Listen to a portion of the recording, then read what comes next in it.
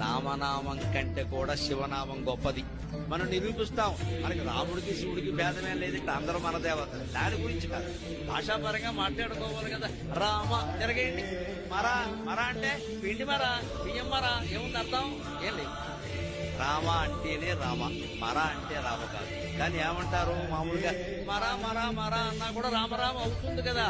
అవుతుంది, కానీ మరకు అర్థం ఉందా? కానీ రామనామం కంటే కూడా శివనామం గొప్పది. ఎందుకో తెలిసి శివ తిరగే.